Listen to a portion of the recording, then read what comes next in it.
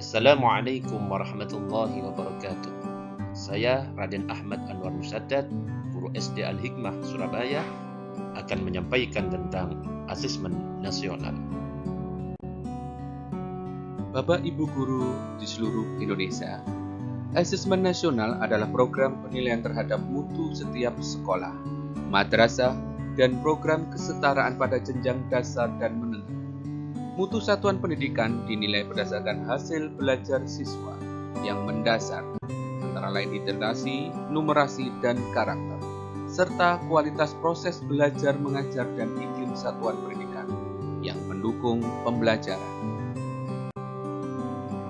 Asesmen nasional diperoleh dari 3 instrumen utama, yaitu asesmen kompetensi minimum atau AKM, survei karakter, dan survei lingkungan belajar.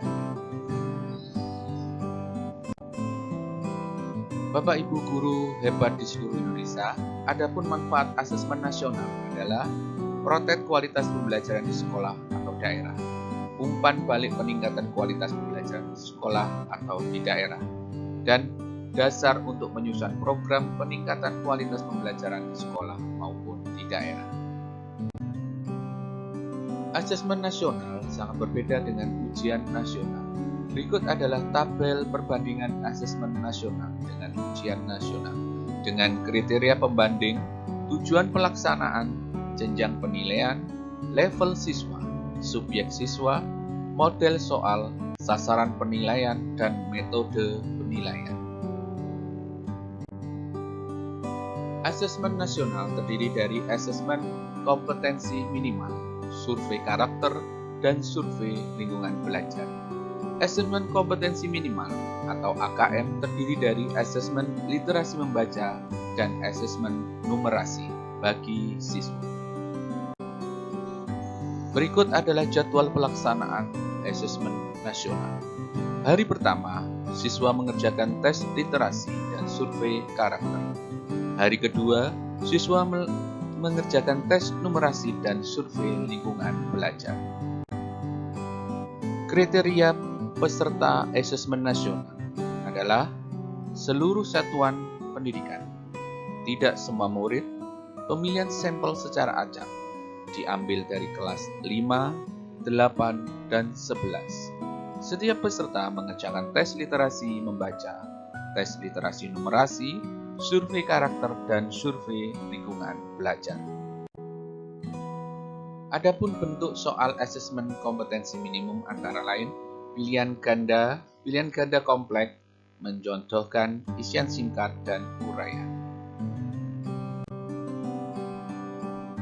Bapak Ibu guru hebat di seluruh Indonesia, adapun komponen AKM literasi membaca antara lain konten, proses kognitif, dan konteks. Konten berisi teks informasi dan teks fiksi. Proses kognitif berisi menemukan informasi, interpretasi dan integrasi, serta evaluasi dan refleksi. Dan konteks berupa personal, sosial budaya, dan saintifik. Adapun pada tingkat SD terdapat 3 level pembelajaran. Setiap pembelajaran yang ada pada tingkat SD antara lain pada level pembelajaran 1 untuk siswa kelas 1 dan 2, pada level pembelajaran 2 untuk siswa kelas 3 dan 4, dan pada level pembelajaran 3 untuk siswa kelas 5 dan 6. Bapak Ibu hebat seluruh Indonesia, adapun komponen AKM numerasi berisi konten, proses kognitif, dan konteks. Konten berisi bilangan, pengukuran geometri, data dan ketidakpastian, serta aljabar.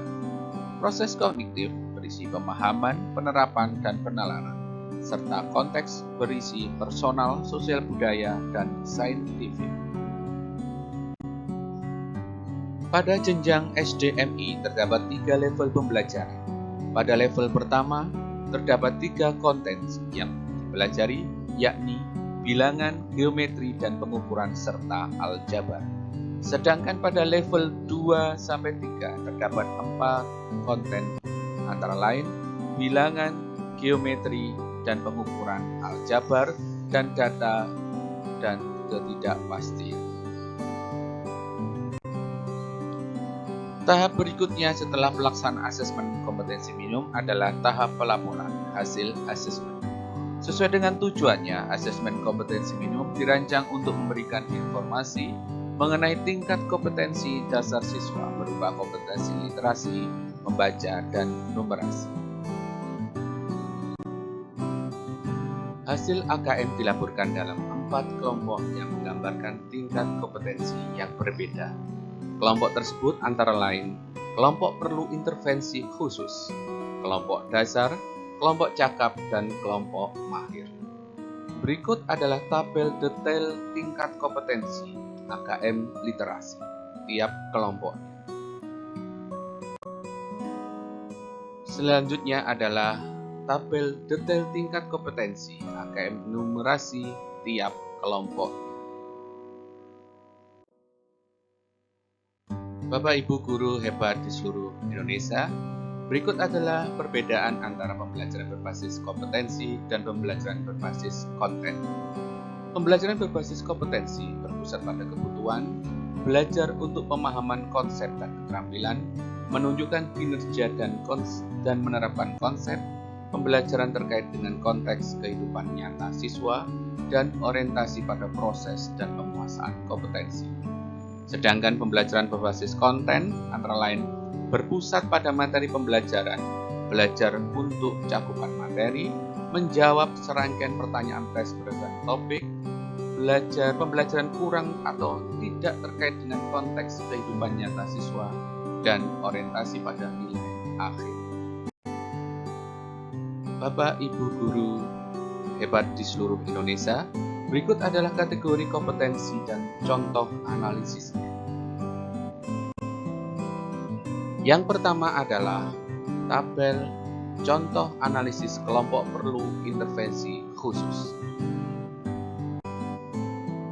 Berikut ini adalah contoh analisis kelompok dasar. Selanjutnya adalah tabel contoh analisis kelompok cakap. Dan yang keempat adalah tabel contoh analisis kelompok mahir. AKM tidak mengukur secara spesifik capaian belajar pada mata pelajaran. Namun, pelaporan hasil AKM dapat dimanfaatkan untuk perbaikan proses pembelajaran pada berbagai mata pelajaran. Tentunya dengan didasarkan pada analisis hasil laporan asesmen kompetensi minimum. Bapak Ibu guru hebat di seluruh Indonesia, demikianlah materi singkat tentang asesmen nasional hasil BIMTEK oleh Kementerian Pendidikan dan Kebudayaan Republik Indonesia beberapa pekan lalu. Terima kasih atas perhatian.